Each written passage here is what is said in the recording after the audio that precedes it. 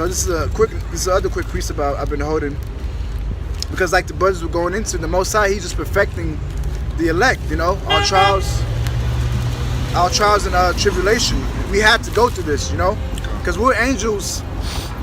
Really, we're angels. You know, we're really gods on earth in a human reality for now. You know, we had to go through this as an experiment. You know, we had to feel that hurt and that pain that we did to the Lord ultimately. You know. Because every one of us, you know, one thing Yahshua said, which was true, every last one of us, you know, y'all felt that pain to where, you know, if your wife might have stepped out on you or did something, well, we did that to the Lord, okay? So he's showing us how it feels ultimately. And that's why we're going through all these afflictions in hell, you know? Because us worshiping other gods, being with the heathens, openly doing it in front of the Lord's eyes, that's basically like committing spiritual adultery, you know, to the Lord. Now this is 2nd Ezra chapter 7. I'm going to start at verse 4.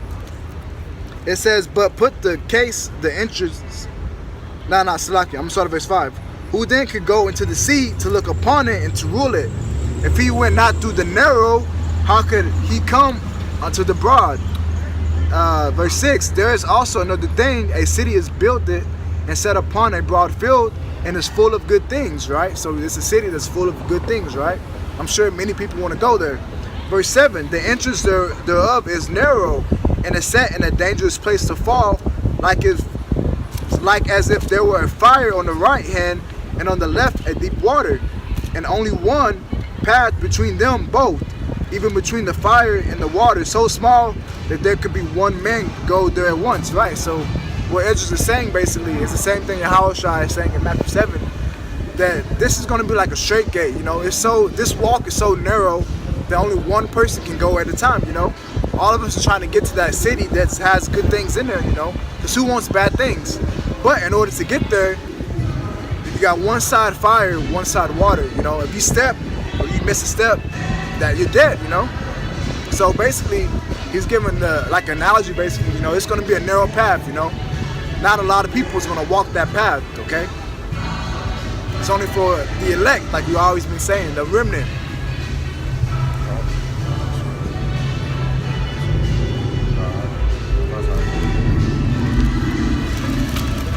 Right, and this society doesn't have too much longer, you know? That's one thing I always say. You can tell, because I did a lesson the other day about how Esau now, he has a porn class in college, you know, where they openly watch pornography and discuss it, you know? So this place is totally gone, bro. Like, and I always say, bro, why would you want the society to go forward? Especially if you have children. Like, why? You know? Imagine when they start going to school. They're already trying to teach your kids about the alphabet community. You know, how do you know if you're really a girl? How do you know if you're really a guy? Just all types of madness. You don't want to raise a kid in a society like that, you know? And I saw another article, and I'm going to do a lesson on this soon, Lord willing, where now you might not be able to smack a kid or put your kid in check. You might get punished for 5 years for you trying to discipline your kid. When the Bible tells you in Proverbs to discipline your kid, basically, you know, that's how you show that you love them. If they go off, you're supposed to discipline them, just like the Most High. He's chastising us, he's disciplining us right now because he truly loves us, you know. So Esau's gonna pay, bro, because now he's trying to make us to where we can't be parents, basically. Which really, that's the harsh reality. Is really they're not even our kids, really. Of course they're the Lord, but what Esau's trying to do with all these laws and bills, he's trying to basically take away your kid from you, you know. He's pretty much trying to make the world to where it's even more out of course, because that next generation who wasn't punished, they're gonna come up as a bunch of niggas who don't know the, you know, they're gonna come up as people who just have no sense. All right, they have no sense. Right. All right. So that's what Esau wants. He wants a place where everything's out of course. There's no order, because that's how he thrives. Esau, if he could, all right, he would just go around, you know, raping men and, you know, doing all type of wickedness. All right, things that are all out of course. He loves that. Yeah. All right. Yeah. But you see, all right, the elect. We hope that's why, you know, the world's just waxing old. That's where Esau wanted to go. But us, all right, we don't want that type of new world. The new world we look for is a world where there's upright, all right, things are upright, righteous, and the ways of the Most High are being established in the world, all right, in the earth. You got a piece of the yeah, go ahead. This is Sirach 10 and 3. An unwise king destroyeth his people, but through the prudence of them which are in the authority, the city is inhabited, right? So we know Esau, Edom, she's in authority, man, all right? And you Israelites, you so-called black, Hispanic, and Native Americans, you gotta realize that you were actually engineered, right? Esau made you guys, man. The way that you are, he made you, man, by way of drugs in the community. He pushed guns in our community, the rap culture, the black woman being a feminist, you see? The black man being a homosexual. That was an agenda pushed on you. So that's why an unwise king, he's gonna destroy his people, and even through food. You look at the food, you go at the store, that's just all modified, GMO'd up, no nutrients, nothing in there that's gonna actually help you grow to be your full potential. It actually really, if anything, the food you eat destroys you. It destroys your brain, you see? The water pollutes you. Where do you think there's all this cancer from? Your diet, your food, okay? You know? Yeah, and nowadays you look at men's studies, it says testosterone levels of men are significantly decreased from like 20 years ago. Right. And even 20 years ago, those men were decreasing in testosterone from their fathers who were probably in the 60s, you see? Now, why is it that our testosterone and our manlyhood and basically not rights, but basically just you as a person, why are we continually decreasing, you know? Because Esau genetically made our people this way, man. You see? It's not supposed to be this way. No. But it's this way because Esau wants us to destroy ourselves, man. You know, an unwise king destroyed his people. Yeah, that's Salaki. Let me make this quick point. Esau was so stupid. You know, I gotta emphasize that word because if you wanted us to be your slaves, Esau, why would you give your slaves bad food to where their bodies break down, to where they can't work for you anymore, or work for you longer? You know, because when we have you guys as slaves, we're gonna give you guys righteous food. You know, of course we're gonna beat you guys down, but we're gonna give you food that's lawful to where your body won't break down naturally like that. You know, because we're wise, we're the children of the light. You guys are stupid, okay? When I say you guys, I'm talking about you elites. He might not feed y'all, to be honest with you. Yeah, I mean, Esau gonna go extinct, man. You know. Yeah, he is. So I mean, Esau might not be able to handle that. You know, but I mean, you know what the brother's saying is true. You know, we're gonna basically establish the earth in righteousness. You see, right? Everything's gonna. Let me read this right quick.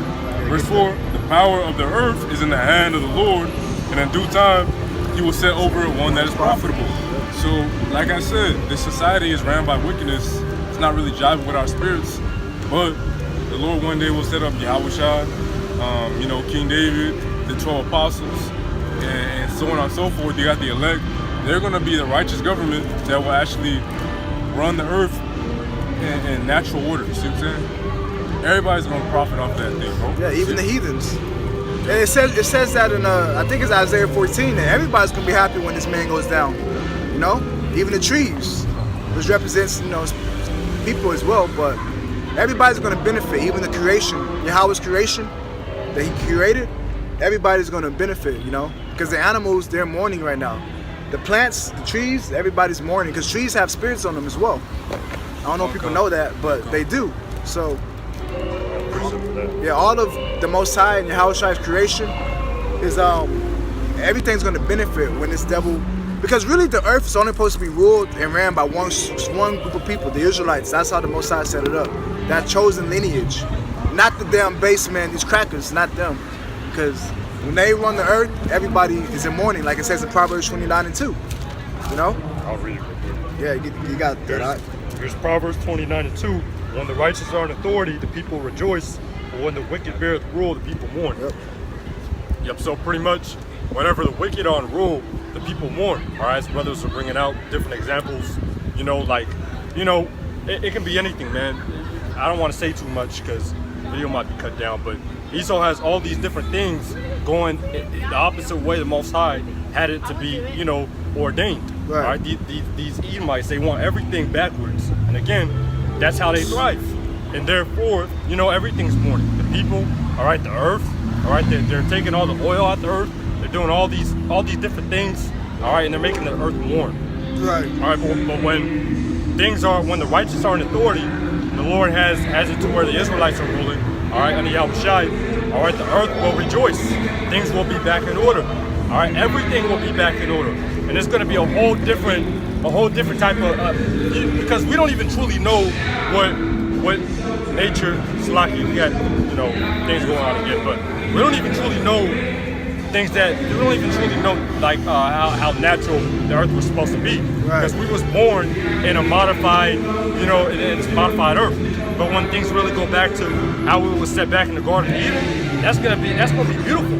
All right, but Slaki, I want to read this real quick too, because I just want to go back a step to what we was talking about with the children. You know how the brother was bringing out how you might not even be able to discipline your child. Yeah. You see, and what that brings forth is death, as it says in Proverbs chapter 23 and 13. Withhold not correction from the child, for it is best like. For if thou beatest him with the rod, he shall not die. Thou shalt beat him with the rod, thou shalt deliver his soul from hell. Right? Yeah, so pretty much what it says here in Proverbs, right? Solomon wrote, if you beat your child, you discipline him, you're going to save him from death. Now, if we have a whole generation out here, they're not beat, they're undisciplined, they're gonna die. They're going to be destroyed. All right, destruction is going their way, man, because they don't have it in them to truly have sense. All right, a right amount of sense, because everything in their mind is okay. All right, which you have to have a balance. You have to have a moral compass. You have to know what's right and what's wrong. If you have no correction, you're not gonna know what's wrong, because you weren't corrected on what was wrong and what's right. You see, so you're gonna just be doing shit that doesn't make sense. All right. And nature would tell you itself. Let's say you silly people don't believe in the Bible. Just look at nature in itself. So-called nature.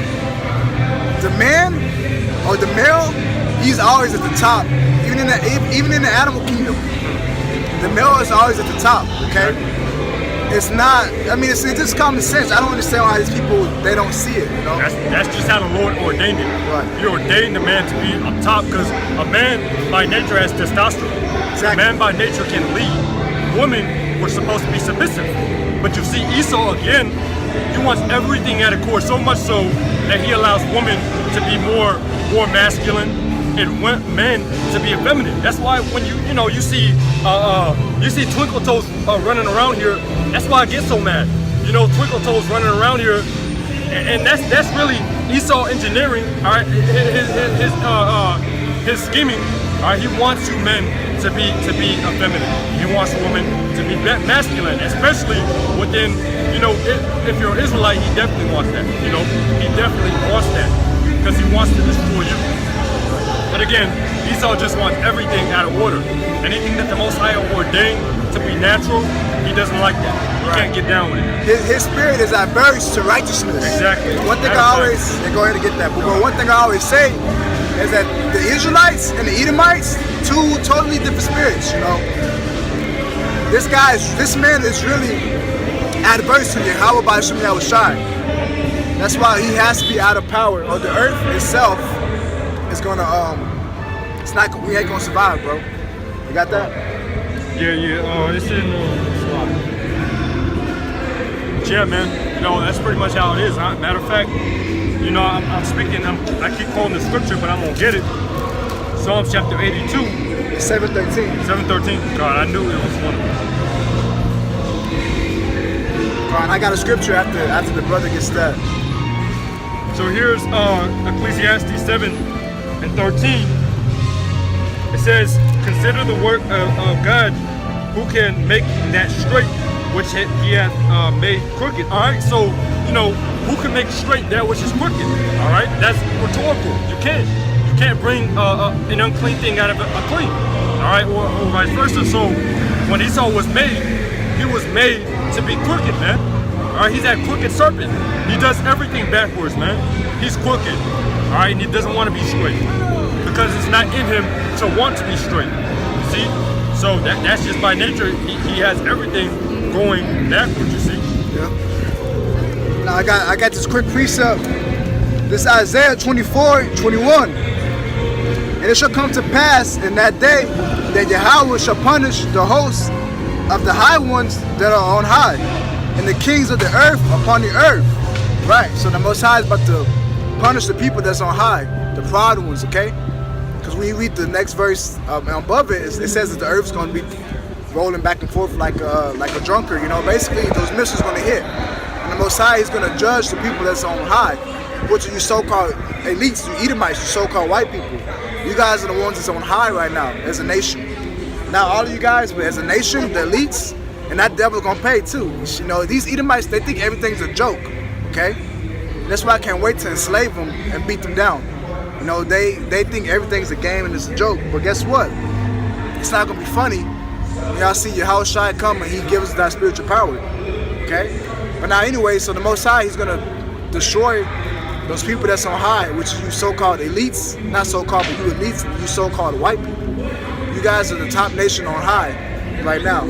You guys don't even consider that, you know, you're at your end right now, and that World War III is about to come. You know, that all these calamities are about to hit you guys, okay? That's why it says in Lamentations 4, just live it up, oh daughter of Edom, just live it up, you know? That's my advice to you guys, just have fun, go max out your credit card, because pretty soon, you're about to be in a great mourning, you know?